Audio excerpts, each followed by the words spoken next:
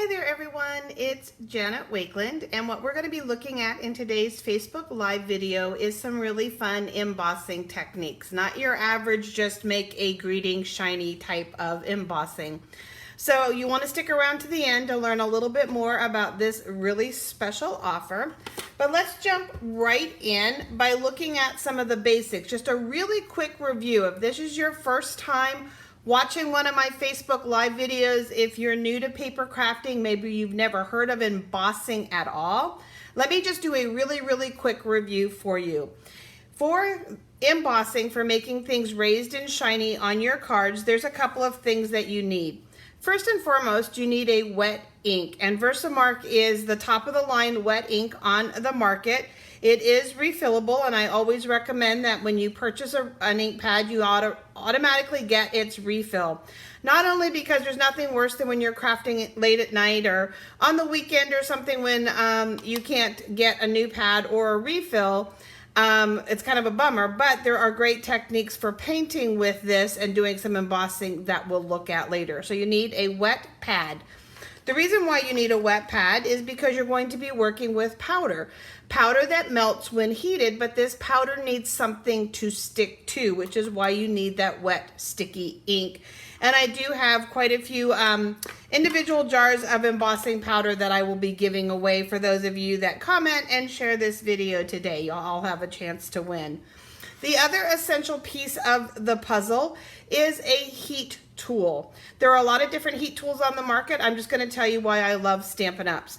Stampin' Ups actually has two heat settings. They have a high heat, which you're going to see me use pretty much for every project today. Your standard embossing, high heat is perfect for. But there's going to be times where maybe you want to emboss on vellum, you want to emboss on acetate, you want to do something called shrink plastic, which is just a whole nother fun crafting thing to do. A low steady heat is perfect for that. In addition, this is a very high heat. It is hotter than your hairdryer, hotter than your toaster, all things that customers of mine that have tried to emboss with, and they don't work because the heat is nowhere close to this, okay? But that means that the metal tip gets extremely hot. And if you've ever burnt yourself on one, you will understand then why this protective cap is one of my other favorite features. And especially for those of you who may be crafting with younger ones in your studio. This is a great tool while still supervised that you can feel comfortable working with them. It also has a kickstand, and I love that feature because many times I'll actually keep the gun running to keep it hot and ready to use. Some nice to have additional items. They're not must-haves, but you'll see me use them in the video, and you'll understand that they are indeed nice to have. So a powder tray, so that as you're working, the excess powder that you dump off is in this tray, and then you can shake it back into these little containers a little easier.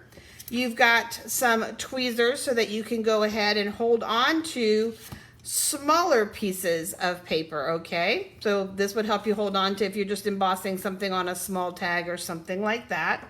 You've got a brush that's going to help you brush off either excess embossing powder that will, or just cornstarch style powder that we'll talk about here in a second, extra embossing powder from your card and things like that. This is a nice firm bristle brush. Now this, even though I said is optional, I really don't think is optional. What this is it's an anti-static bag. And remember, we're going to be working with powder. And while you need a sticky pad for it to stick to, it does tend to also like static. And so you're going to see me using this, what we call Embossing Buddy, but it's an anti-static bag to go ahead and remove static from the project that I'm working on. You can't really see the powder at all on this because it is white cardstock, but let me see if I have a different color cardstock handy. So here I have our darker color, and because of the way that some people, if you pounce a little bit, if you'll notice, see that extra powder that came out of the bag because I was a little rough with the bag? That's where having that brush before you emboss comes in handy. Just getting rid of that little extra powder and stuff like that. But you don't need to be that rough. You can just do something just like that. So let's do just a really quick review of embossing real fast. And for fun, I picked this beautiful snowflake, say the word, Janet, snowflake crystal stamp. It's one big large snowflake and it's beautiful. So for a larger stamp like this, and you can see I haven't even used it yet. You guys get to use it for the first time with me. And you can use it on a big block. I'm simply going to use mine by putting it right here on the paper. I'm going to take the Versamark pad and I'm going to tap it this way. I'm going to ink it with the rubber side up instead of putting it on a block and trying to manhandle it over this pad. I want to make sure that I'm getting a good coverage on my stamp. So a well-inked pad is always important, which is why having that refill on hand is great. If this pad is starting to get dry, it won't leave that sticky image of the stamp on your cardstock for the powder to stick to. So let's hope we got a good coverage here while I was chatting. And you're gonna just, whether you stamp traditionally, with the stamp down on the paper or rub like I'm doing right here, what you're doing is just transferring that stamped image to cardstock. And it won't look like much, it's just gonna look wet. Can you kind of see that wet image here? Okay. And then what you want to do is now we want to add some powder to that. So we're gonna just take our powder and we're going to shake it over the card and I'm gonna let it run down into the tray. Any place that might have picked up a little extra that you don't want, that's where that brush is going to come in handy. And you're going to just go ahead and use that brush to take it off of any place that you don't want. I also usually turn mine upside down. Give it a couple of good flicks just to make sure that there's no extra around it. Now what you're going to do next, you're going to take first off this extra powder here and let's dump it in the tray. Sorry about the dogs. Now a little tip for you, I'm going to use the brush to get any extra powder out. If you find that the powder is really sticking to your tray, go ahead and take that same embossing buddy that you used on your cardstock and use it on the inside of your tray to create that same anti-static against the plastic, okay? So we've got that powder, we've dumped it in, and now what we need to do is we need to heat this. I'm not going to heat the entire thing, it will get a little bit noisy for a second, but I want to show you the difference and I want to give you a few tips. First, I always start in one corner and I like to do what I call chase the change, and you'll see the powder start to change. If you stand there and just wiggle it around, yeah, it feels like you're doing something, but it's easy to miss a spot, and believe it or not, it actually does take longer. For me, just a personal tip, it's not a have to, but it's something that I like. I love these little metal cookie sheet baking pans. That metal, if I'm doing a ton of embossing, eventually will warm up and give that reflective heat from the backside and help a little bit to speed up the process. That's just because I can be impatient. So you're gonna get loud for a minute.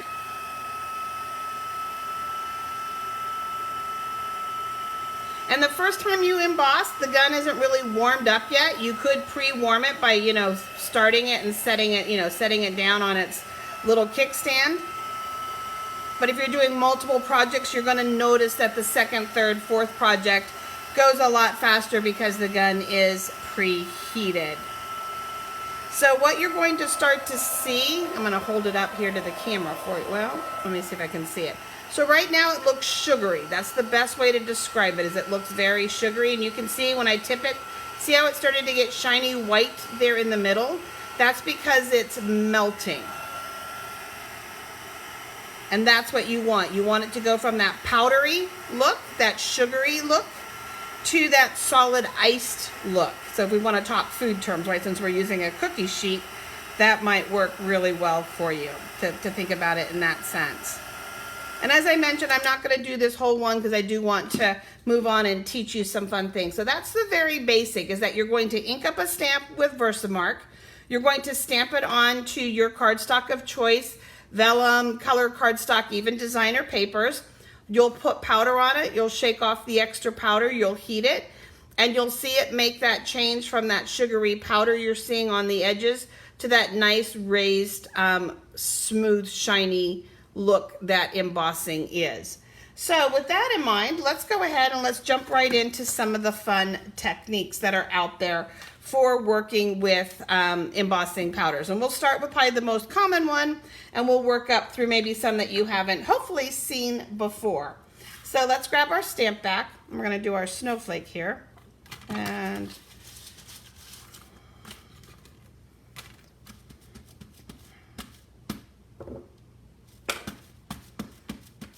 in this case, I'm working with our basic white cardstock. I'm gonna put my my cardstock down, give it that nice rub. Make sure I've got all the edges that I want to get. Feel my way around.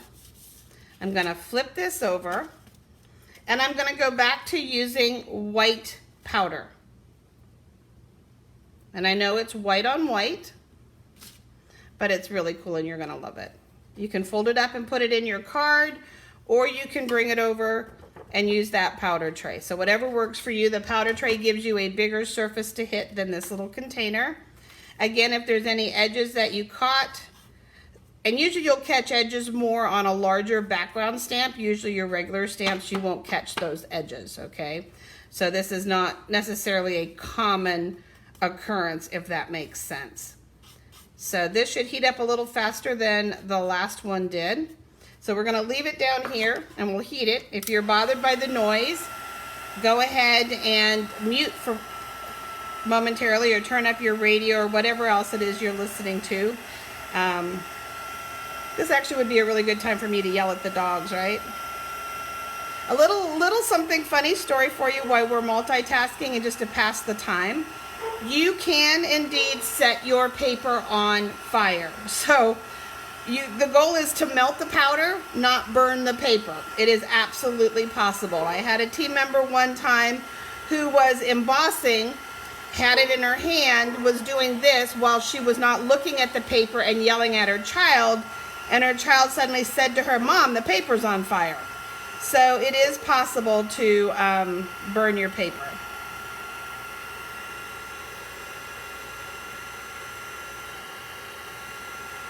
We're almost done here. Let me just turn this around this way so I can see it better personally.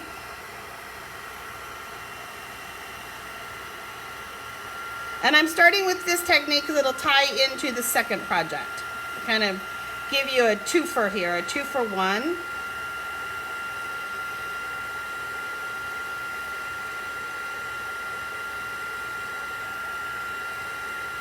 And while I'm doing this as white on white, this can be done as white on any other color cardstock. It can be done as clear on color cardstock as well, this concept.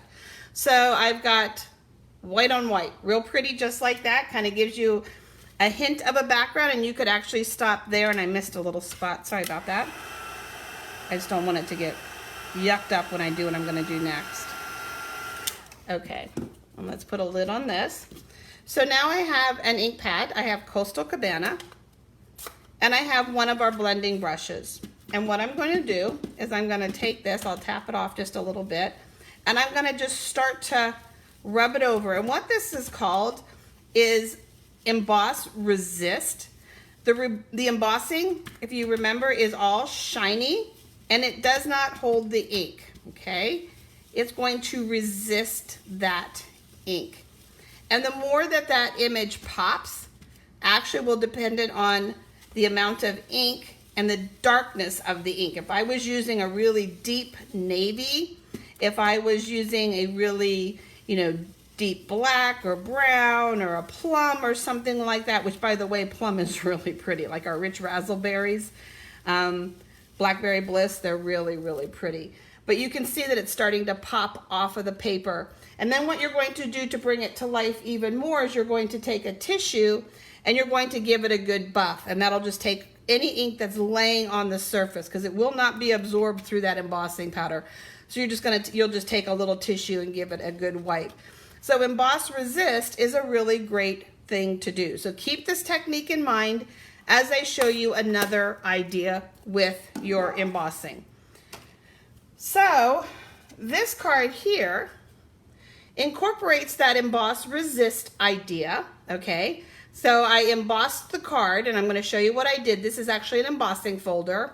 And then I went over top of it like I did this, but I want to show you how I got this part of the image on this card. So in that case, what I did was I used embossing folders. And embossing folders, if you run your hands over them, you have an innie and an outie. You have a side, this side is raised, it's the back side with the made in. This side is recessed with this Stampin' Up! On it, okay? This side pushes into this side to cause this to raise, if that makes sense. If I put embossing powder on this side, I pick up a lot of the edges, and it's hard to really, because I'm trying to mush it down into the entries. And I'm going to show you top and bottom. I chose to put my embossing powder on this side, my Versamark. Sorry guys, I chose to use this side to ink up and indent mine. So I put my ink on here. Before I did that, I did run my embossing buddy kind of around the edges so I wouldn't pick up as much. You're still going to pick up some, and you're just going to play with what you pick up with and incorporate it into the design. As here you can see that little bit of smudging that happens, but we end up with a beautiful recessed embossed look. That's all embossed powder in there. And then we ran ink over it just like that. To give you a couple more ideas just to show you that aren't finished, but here is embossing folders. This is our new pretty trees. And you can see, and I was able to brush some of the powder off, but here's what happens because it will pick up some in between, okay? But you can ink up your embossing folders. This here was actually inked up on, and the reason why there's so much ink picked up is it was inked up on the recessed side, not the raised side. But both sides work. And you're gonna see these finished up, and they're gonna look really fun and really beautiful. So you've got that as a fun option for you. Something else that's fun to do is sometimes you want shiny cardstock or shiny images, and you also want your own designer paper. So I'm gonna take 3 different inks, and I'm gonna just kind of drag them across my cardstock. And in this case, I'm using Balmy Blue, Coastal Cabana, and Bermuda Bay.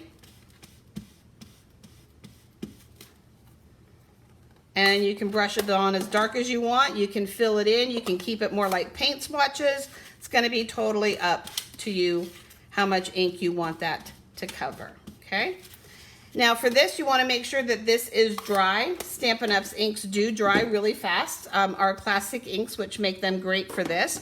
But if you're worried about it still being a little bit wet, that's what this is great for. You can use it for more than embossing. It's great for drying inks and other things, paints, things that you want to hurry up. Once this is totally dry, what you're going to do is, let's grab this tray back.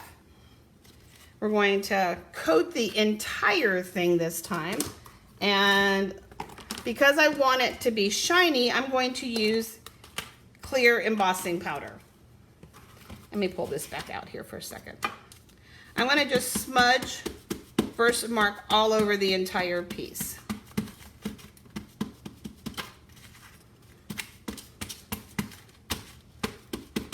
And because I'm coating an entire cardstock piece, that's when I love to use the tray.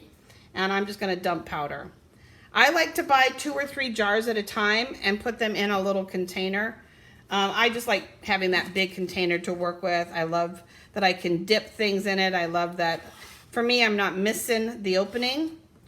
Now, I'm going to use this as an example for one other thing. When I'm doing this technique, I always cut the cardstock bigger because there's no way to grab a corner and not get a fingerprint on it because of the size of it. I mean, there's just no place to grab it.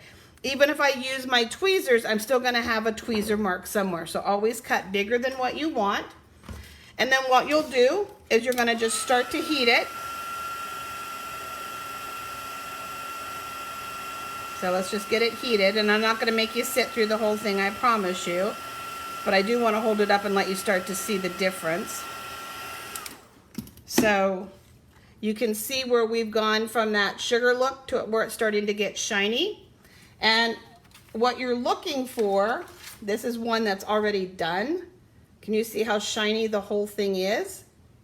And then here is a project that I did where I created my own backgrounds. It's all shiny.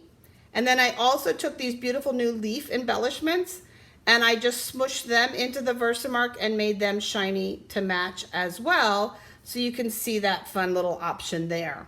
So now we're going to do one last project for you. And that involves this little extra touch on this card right here from our beautiful Splendid Day set.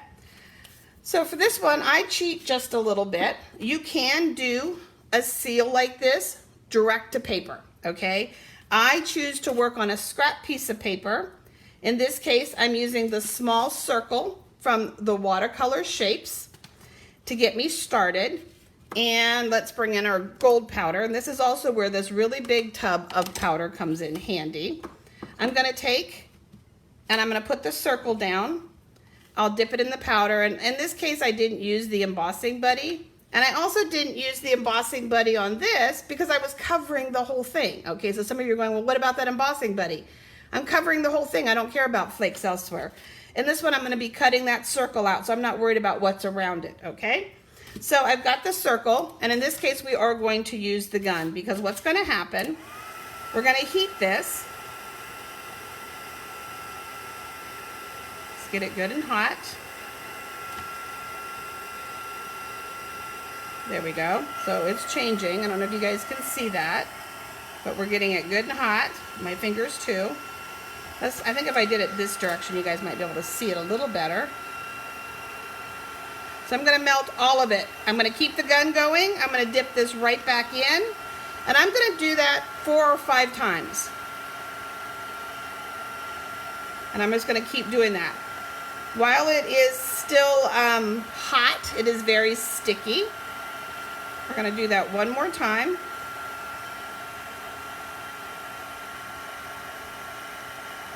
And I'm gonna keep it hot and melty for just a minute. We'll quickly turn it off. I have a stamp that I just inked up with Versamark to protect it. I'm gonna push in, and I've now created that fun seal. This is the little bumblebee. And then I'll let it cool down. I'll cut it with scissors, and then I'll be able to use it as an embellishment that you see here. So lots of fun things that we're doing here with embossing powder. Before I totally lose my battery, I do want to talk to you real quick about this box here that I mentioned at the very beginning. It is my 60th birthday, and this box contains over $80 worth of product before tax and shipping. But for my birthday month, since I'm 60, I am offering it to you at $60. You'll have the tray, the brand new Versamark, the embossing tools, the embossing buddy, the Versamark pad and refill, 6 powders, and some of my favorite papers to emboss on. In addition, you'll end up with a celebration item from the $50 selections of your choice to go along with that. And that's available through July 31st. And then just a little teaser for you. You are going to want to come back on Thursday. We're going to be looking at even more fun embossing ideas, and you're gonna love how we were able to do this little border, the edge here. And you're gonna have fun learning about how we did this one as well too. So thank you so much for your patience as we ran late because of my silliness of not pre-charging the iPad. I truly appreciate you popping in. And we'll see you on Thursday for a little bit more embossing fun. Thanks, guys.